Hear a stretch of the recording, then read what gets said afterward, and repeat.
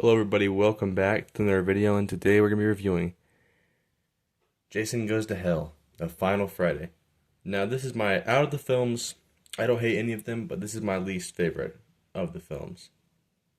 This one tries something new, and a lot of people like it for that, you go off the repetitiveness of Jason Takes Manhattan, and you get this new fresh formula, but there's a lot of stuff I'm going to talk about why it just did not work. And I personally think Jason Takes Manhattan has some dumb stuff, but I still have fun with it.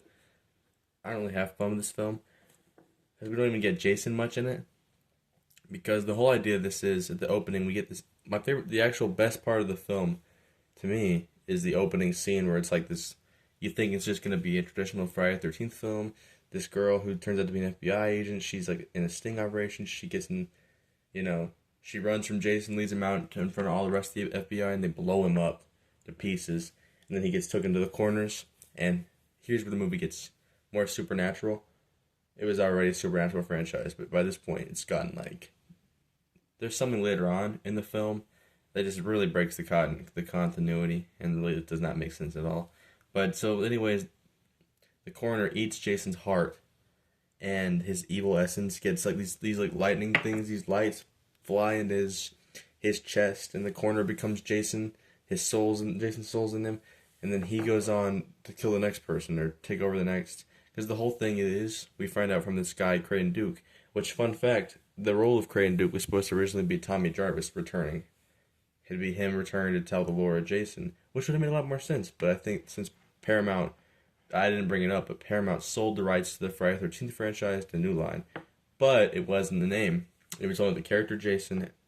So that's why this movie wasn't called Friday the 13th Part 9. Jason Goes to Hell. The Final Friday. Very long title, but you kind of lose that continuity, honestly, because there was something I loved about Friday the 13th Part 1 through 8.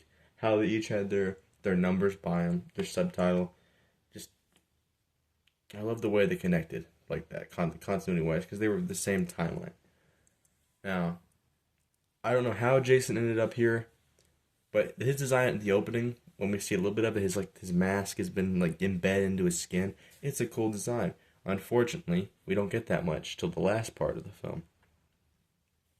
And then when he comes back is that. So the whole thing is he's trying to hunt a Voorhees because we find out that Pamela had a second kid, cause like or had a second like a daughter before Jason or something who she was estranged to, and her oldest Jason's sister had a kid who has a baby now. So now the boyfriend of Jason's sister's daughter is trying to protect his ex girlfriend and her baby and their baby.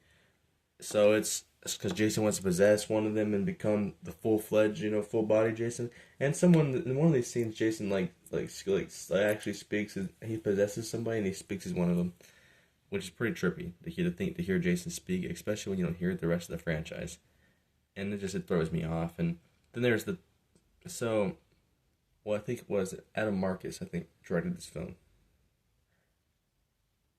I think so. I think that's his name. He was, I think, Sean S. Cunningham's buddies. He was Sean S. Cunningham's son's buddy. So that's how he kind of got. This was his first directing role. Now I admire him for trying to do something new, but just he introduces Evil Dead lore. So he didn't even ask Sam Raimi or anybody involved with Evil Dead to put the Necronomicon or the Kentarian dagger, but he just puts him there anyways. Jason gets killed by the dagger because like these. So I'll explain that when we get to like the finale of this film. But so this is trying to say that maybe Pamela brought Jason back with the power of the Deadites, but Jason doesn't act like a Deadite. If you watch Evil Dead, this will swallow your soul, dead by dawn. He doesn't mimic or mock people. He doesn't want to eat their soul. He just wants to kill them. And he's like, you could say, someone could say, well, maybe it's a different Book of the Dead. There's a bunch of different Books of the Dead. There's 3 of them, I think. Maybe this one made him act different, but it kind of like. I hate how it makes Jason look like he used to like makes him kind of ride the coattails of the Evil Dead franchise and not be his own entity or his own character or his own like backstory anymore.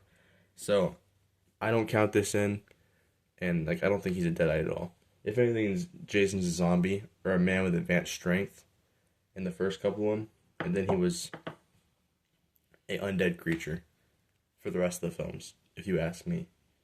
So then we get the scene where the hands pull him up at the end. So, anyways, Diana, I think it is, who is I think Jessica is Diana's daughter, so to be Jason's niece.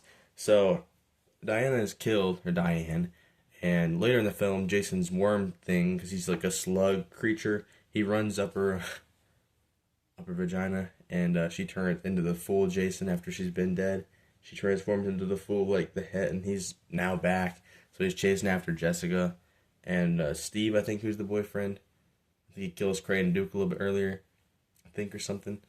And so Jess jumps on his back, stabs him in the chest with the Kandarian dagger.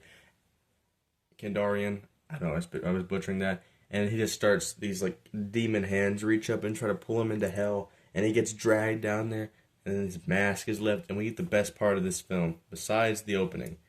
Freddy's glove goes out of the dirt and pulls it down with him. And he laughs.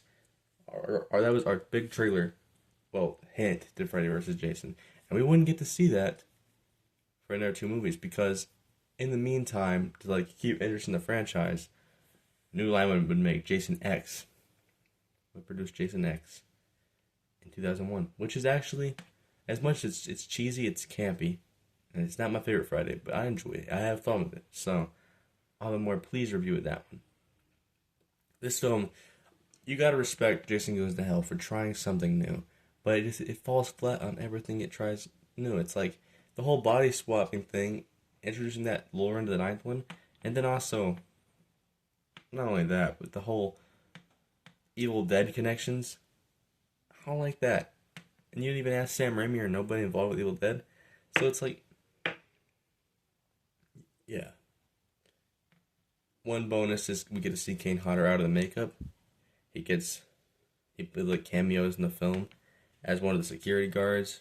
He also plays Jason again when we see him.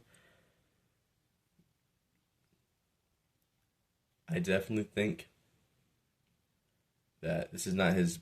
Well, this can't be his strongest role as Jason because he's sort of, like I said, sidelined for like this demon slug looking thing. And yeah, this film, I always associate this film with Freddy's Dead: The Final Nightmare because just 2 years before this film, we got that movie. That one's bad, but this one's a little bit better. I mean, like I said, I don't hate this one, but I don't really sing its praises because it's not some. If I want a Friday the 13th film, I honestly say if I'm marathoning, I might watch this one. But if 13th, I might just watch part five over this even. And well, that's about it. I love you guys. Take care. Stay blessed. I'll see you in the next one.